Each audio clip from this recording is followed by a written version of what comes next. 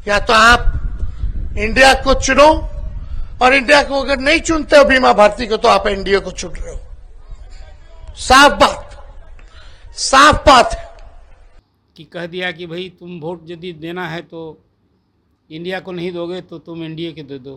भला बताइए, जो बिहार का मुख्य विपक्षी दल राजद का यहाँ तो चेहरा न है, मुख्यमंत्री पद के दावेदार हैं, विधानसभा में विपक्ष के नेता हैं, और पूरे महागठबंधन में आज की तारीख में उसके स्टार कैंपेनर हैं।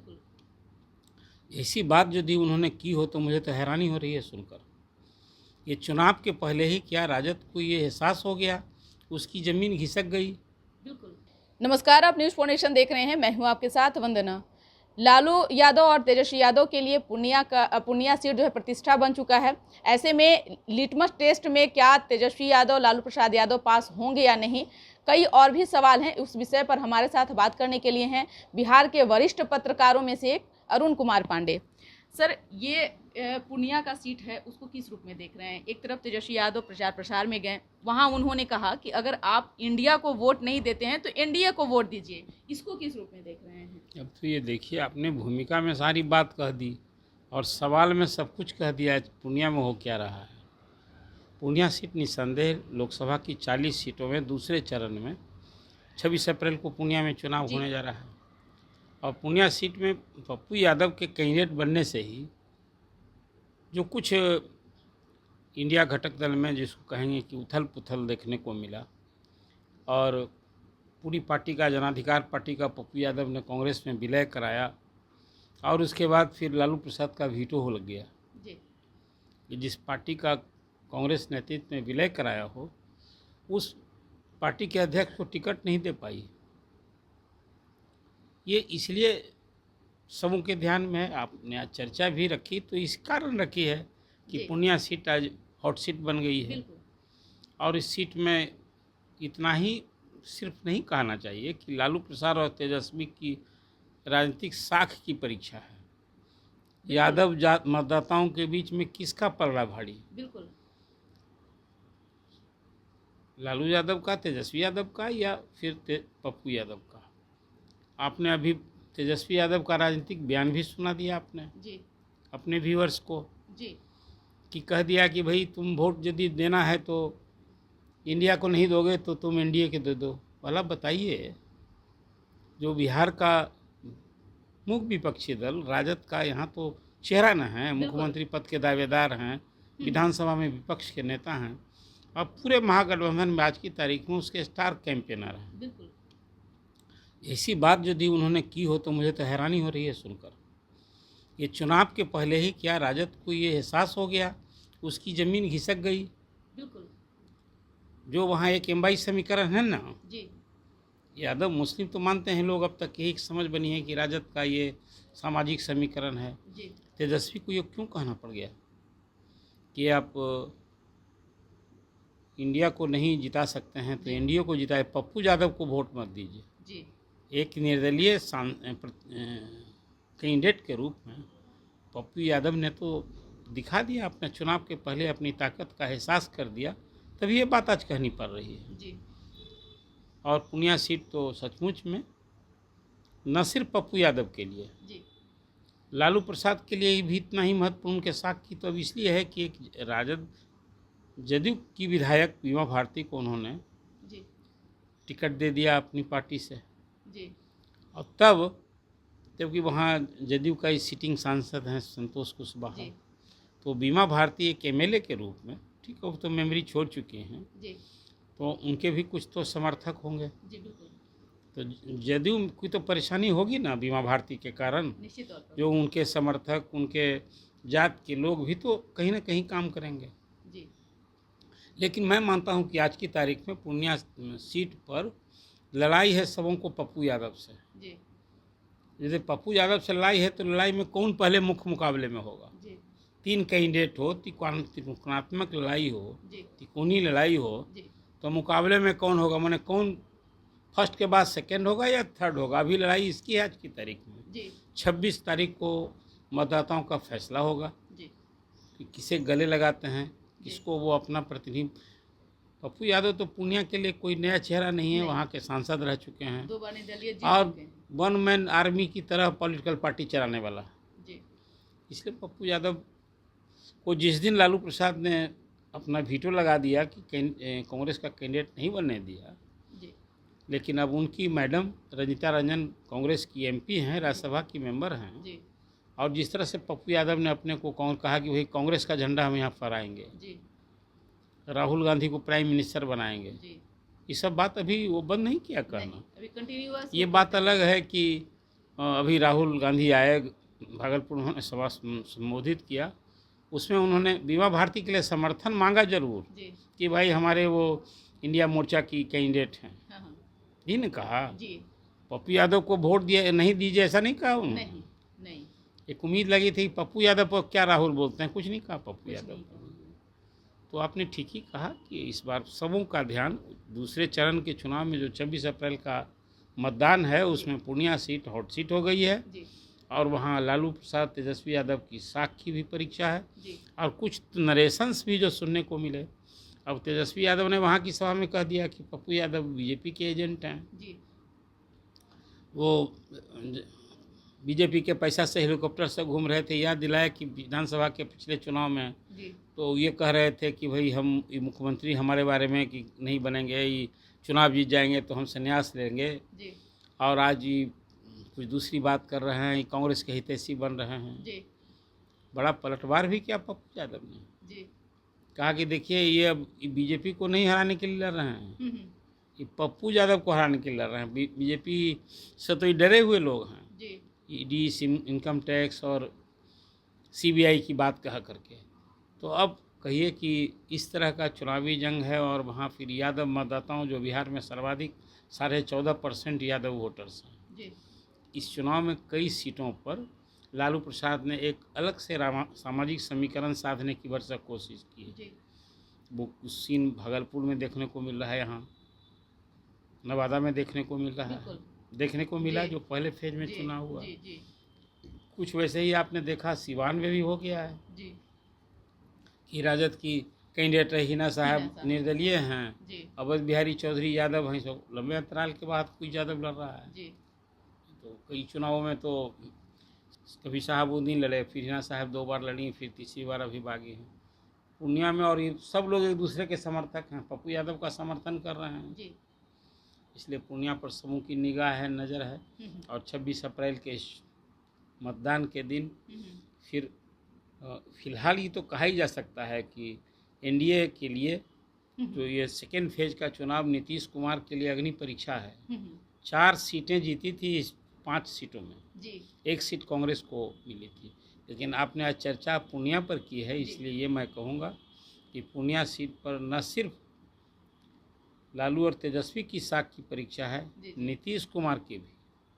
वहाँ पर चुनौती है। हाँ, नहीं चुनौती है, सिटिंग सीट है बचाना, बिल्कुल और उनके अपने घर में भी बीमा भारती का बागी बनना। बीमा भारती का आपने देखा कि यहाँ विश्वास मत में क्या भूमिका रही, किस प्रकार बीमा भारती के हस्बैंड पर, बेटा पर केस हुआ, गिरफ्तारी हुई, क्या कुछ नहीं देखने को जी। मिला।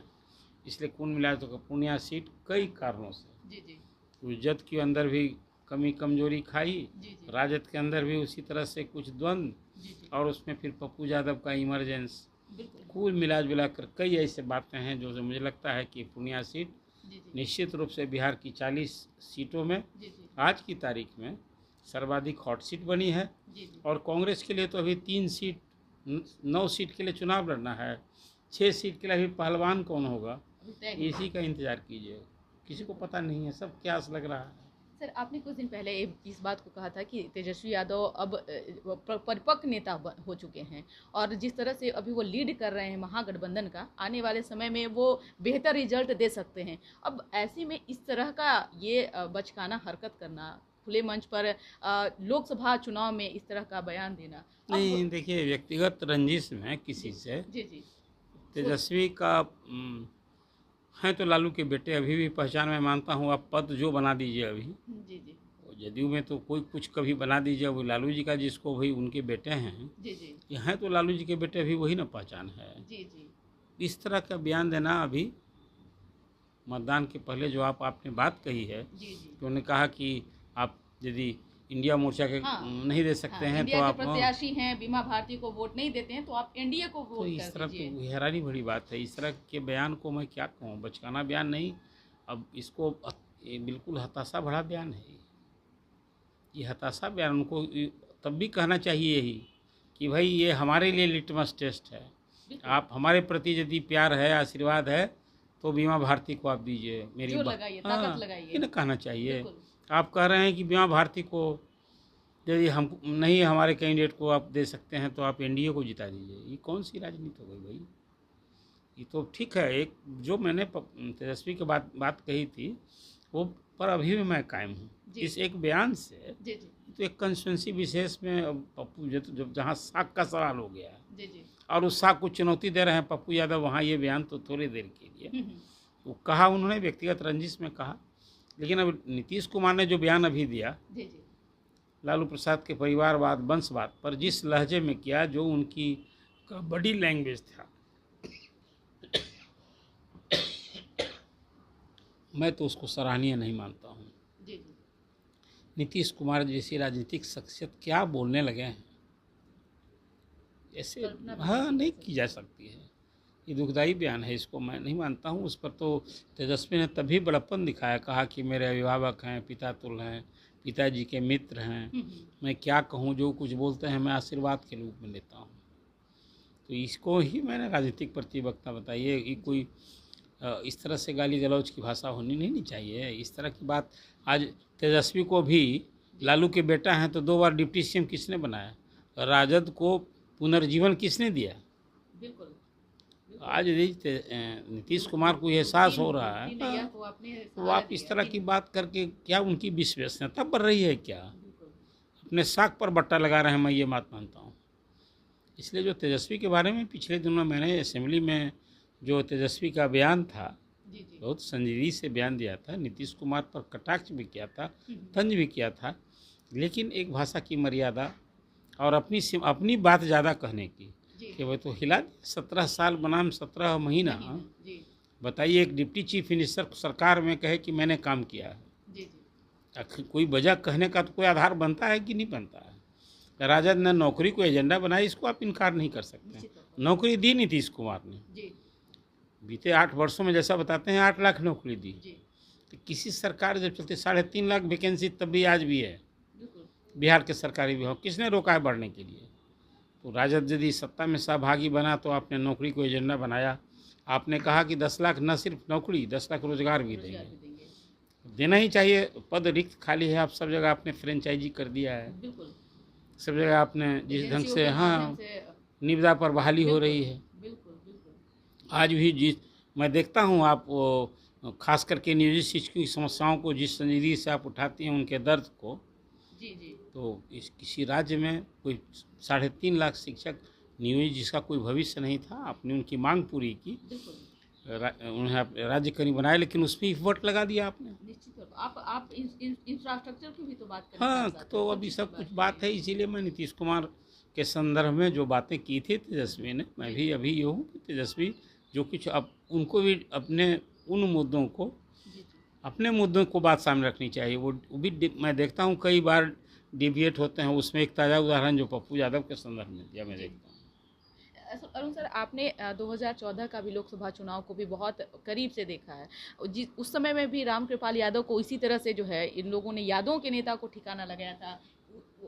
जस्ट वही दृश्य जो है इस बार भी देखने को मिल रहा है। तेजस्वी यादव का एहसास क्या हो गया है सचमुच में कि पप्पू यादव से मतलब वो नहीं, 14 में कहाँ ठिकाने लगे रामकृपाल ने तो चुनौती दी।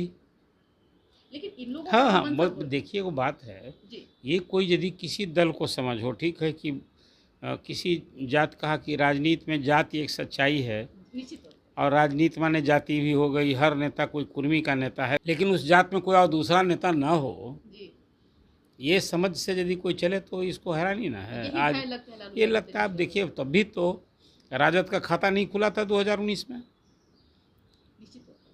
और आप देख लीजिए उनकी बेटी भी लड़ी थी ना चुनाव, और 3 यादव अभी बने नहीं जीते, रामकृपाल यादव, अशोक यादव, नित्यानंद राय, ये लोग कौन हैं? लोग ये भी तो यादव हैं। इसलिए इस तरह की बात को भी देखिए, अंततः जनता मालिक है, थोड़ा उस पर भी छोड़िए। लगता है कि मुख्यमंत्री बनने में बाधा, अगर पप्पू यादव जीत जाएंगे तो तेजस्वी नहीं यादव- नहीं देखिए, वो मुख्यमंत्री बनने की बाधा तो अभी तो लोकसभा का चुनाव है, वो इतने आगे दिन की भविष्यवाणी भी नहीं करनी चाहिए। जी कल फिर राजनीति की क्या दशा दिशा हुई, हमने कल्पना की थी क्या नहीं कि पप्पू यादव अपनी पार्टी का कांग्रेस में विलय कर देंगे हाँ, और लालू जी के वीटो के कारण उनको टिकट भी नहीं मिलेगा, निर्दलीय लड़ने के लिए बाध्य होंगे। जी जी कुछ चीज़ें काल परिस्थिति के हिसाब से, आजकल तो नीति सिद्धांत के आधार पर कोई राजनीति नहीं है, अब तो अवसर की राजनीति है, जब जिसको सूट करे। तो उस हिसाब से पप्पू यादव के कारण ये बात सही है, परेशानी तो वो बने ही रहेंगे। अब तो उनकी दिशा तय न हो गई, अब तो कोई, भले वो कल तक कहते रहे, गए थे लालू जी से मिलने जी जी और कहे थे कि भाई हम मुख्यमंत्री, तेजस्वी यादव को मुख्यमंत्री बनाने में भी हम उसमें योगदान करेंगे, जी। हमने लालू जी के समय भी ये कुछ नहीं किया था। लेकिन अब जब इस तरह की स्थिति हो जाएगी तो पप्पू यादव भी सन्यासी हैं क्या कि वो तेजस्वी का भविष्य संवारने में लगेंगे? तो एक चुनौती होगी ही। कांग्रेस में साथ रह करके अब तो और स्वच्छंद कर दिया आपने, निर्दलीय हैं। अब निर्दलीय जीत कर भी किसी के साथ वो हो सकते हैं निश्चित उनकी, कल हो करके वो आपने देखा ही, निर्दलीय सुमित जी बिहार में कभी जदयू में मंत्री हैं, कभी राजद के साथ थे। तो निर्दलियों की तो तब इस ऐसी परिस्थिति में बल्ले बल्ले होती है। बिल्कुल ये लालू यादव के संदर्भ में जो अभी तेजस्वी से ये राजनीतिक प्रतिद्वंद्विता देखने को मिली है, इसलिए मैंने प्रारंभ में आपसे कहा कि वहाँ साख का सवाल है, लालू प्रसाद और तेजस्वी के साख का सवाल है। अब उस साख बचाने के लिए तेजस्वी ने जो बयान दिया है, मैं उसे हैरानी भरा बयान मानता हूँ। सहानुभूति के तौर पर अब तो पप्पू यादव को नहीं, ऐसे बयान से सहानुभूति भी नहीं मिलती है किसी को। आप किसी का महिमा मंडन कर रहे हैं, लड़ने के पहले आप मान लिए कि शायद हम में वो ताकत नहीं है, तभी तो कह रहे हैं जी कि आप फला को नहीं, फला को वोट दीजिए, जिता दीजिए जी ताकि वो न जीत जाए। बिल्कुल इस तरह के बयान को राजनीति में इससे बचा जाता है। सेम हिना साहब के साथ भी यही जो है सब कुछ जो स्थिति है वही देखी जा रही है हिना साहब के साथ में भी। ये भी हिना साहब तो चुनावी जंग में हैं, वो तो खुद कह दिया। वो तो सिवान में वहाँ भी ट्रेंगुलर फाइट होगा, बिल्कुल वहाँ भी ट्रेंगुलर फाइट होगा, जैसे कि किशनगंज में ट्रेंगुलर फाइट हो रही है, नवादा में ट्रेंगुलर फाइट हो गई, जी तो कुछ जगह तो होगा ही ना, ट्रेंगुलर फाइट होगा। बक्सर में भी मुझे देख रहा हूँ ददन पहलवान भी लड़ रहे हैं, हाँ हाँ तो वहाँ सुधाकर सिंह होंगे, तो मिथिलेश तिवारी हैं, तो वो तो वहाँ खेल बिगाड़ते ही रहे हैं ददन पासवान, बिल्कुल ददन पहलवान। जी जी तो कुल मिला कर के कोई जाति विशेष किसी का कोई ऐसा समझ है तो गलत है। ये नहीं समझना चाहिए कि हमारा ही सब कुछ है, अब मेरे अलावा कुछ नहीं है। बिल्कुल इस तरह की राजनीति जो कोई समझता है वो सबों पर लागू है। निश्चित तौर पर जाति विशेष का कोई बड़ा नेता हो सकता है, वही सर्वे सर्वा है। ऐसा नहीं ठीक है, लालू जी पर आज लालू जी का यादवों पर जादू है अभी भी, इसको कोई 80% यादव उनके साथ हैं, लेकिन 20% दूसरे को भी वोट नहीं जाता है क्या? निश्चित इसी चुनाव में सब कुछ रहेगा। तो आखिर 40 से 40 सीट जीतने का जो दावा एनडीए का है, और 40 में 39 जो मोर्चा जीत चुका है एनडीए, तो उसमें क्या यादवों ने वोट नहीं दिया था क्या? इसको हम इस रूप में देखते हैं। कुछ राजनीतिक सच्चाई देखिए, कौल अलग चीज़ होती है। जी जी और एनडीए का या बीजेपी का तो भाई मुस्लिम बहुत कम खर्च करती है बीजेपी अपनी ताकत। इस बार तो तो सीट भी एक हाँ, हर पिछले चुनाव में भी 80 जो यहाँ तो फिर 18% मुस्लिम हैं, और 82% यहाँ हिंदू हैं, तो ताकत वहाँ न लगाएगी। बहुत बहुत शुक्रिया सर, बहुत धन्यवाद। आपका बहुत लंबा समय लिए। तो आपने सुना कि क्या कुछ कहना था बिहार के वरिष्ठ पत्रकार अरुण कुमार पांडे सर का। इन्होंने 15 साल जो लालू प्रसाद यादव की राजनीति को भी जो नेता भुनाते हैं उसको भी बहुत बारीकी से सर ने देखा है, और जो नीतीश कुमार का कार्यकाल रहा है वो तो सर बखूबी जो है उन चीज़ों को भी बता रहे हैं, कर रहे हैं। लेकिन सबसे महत्वपूर्ण सवाल यह है कि पूर्णिया सीट जो है अभी हॉट सीट माना जा रहा है। ऐसे में पप्पू यादव को लेकर के जो तेजस्वी यादव ने बयान दिया, सर ने बहुत ही डीपली में उस बातों को कहा है। आप क्या सोचते हैं? सर के बातों का कमेंट जरूर दीजिएगा। धन्यवाद।